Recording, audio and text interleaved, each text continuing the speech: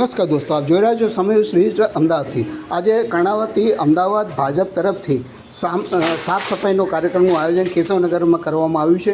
તેમાં આપ જોઈ શકો છો બડી ઉત્સાહની સાથે લોકો ભાગ લઈ રહ્યા છે।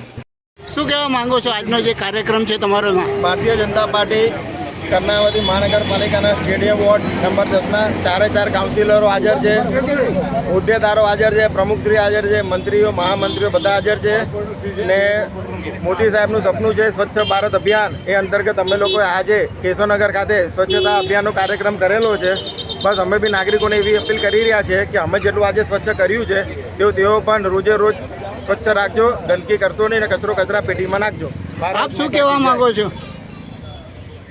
આજે સ્ટેડિયમ વોર્ડના દરેક કાર્યકર્તાઓ, કાઉન્સિલરશ્રીઓ, દેશના વડાપ્રધાન શ્રી નરેન્દ્રભાઈ મોદી સાહેબના જે આહવાન કરેલું છે તે આહવાનને ગ્રજ રાખીને સ્ટેડિયમ વોર્ડના પૂર્વ કોર્પોરેટર, અહીંયા લોકલ કોર્પોરેટર, સ્થાનિક આગેવાનો, સોસાયટીના ચેરમેન, સેક્રેટરી સૌના સાથ અને સહકારથી આજે સ્ટેડિયમ વોર્ડમાં સ્વચ્છતાનો કાર્યક્રમ રાખ્યો છે। તેમાં મોટી સંખ્યામાં કાર્યકર્તા ભાઈઓ તથા બહેનો હાજર રહ્યા છે।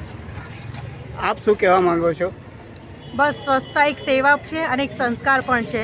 નરેન્દ્ર મોદીના 12 વર્ષ જે સુશાસનના છે તે દરમિયાન અમે સતત 21 દિવસ સુધી સફાઈ અભિયાન કરીએ છીએ દરેક જગ્યાએ કે જ્યાં જ્યાં કચરો લોકો પાડે છે। આ એક પ્રેરણા છે લોકોને કે અમે વાળીને બી બતાવીએ છીએ ને લોકો પણ પોતાનું આંગણું સાફ રાખે। અને આ એક આપણા વર્ષોથી પેઢીથી એક સંસ્કાર ચાલતો જ આવ્યો છે જે આંગણું વાળવાનો, જે હવે વિસરાઈ ગયો છે।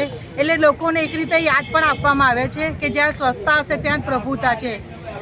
આપણા કેશવનગર વિસ્તારમાં બિંદુ પાર્ક પાસે રોડનું જે સમારકામ, સોસાયટીનું સમારકામ જે થતું હતું એ થઈ ગયું છે, પૂર્ણતાને આરે છે ને ત્યાં આગળ રોડ ઉપર આવતા જતા કચરો ને રેતી એટલી છે કે જેનાથી વાહનો સ્લીપ થાય છે ને લોકોને તકલીફ પડે છે। તો એ કાર્યક્રમ તમારું ક્યારે પૂરું થશે?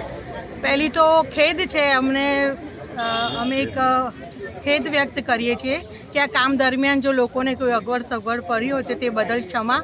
બીજી વસ્તુ કે કંઈ નવી વસ્તુ થતી હોય તો થોડુંક તો આવું રહ્યા કરે છે, એ લોકોએ બી થોડું સંભાળીને ચલાવવું પડે। પણ છેલ્લા 7 દિવસથી રેતીનો કચરો છે, સાધનો સ્લીપ થાય છે અને કોર્પોરેશનનું કામ ચાલે છે, ઓવરબ્રિજનું કામ ચાલે છે, જેનાથી આડસ લગાવેલી છે, રસ્તો ટૂંકો પડે છે। તે માટે હું તમને એક વિનંતી કરવા માંગીશ સમય ચેનલ માધ્યમથી કે એ જે રસ્તો છે એ ટૂંકમાં ટૂંક અને જલ્દીમાં જલ્દી ક્લિયર કરવામાં આવે।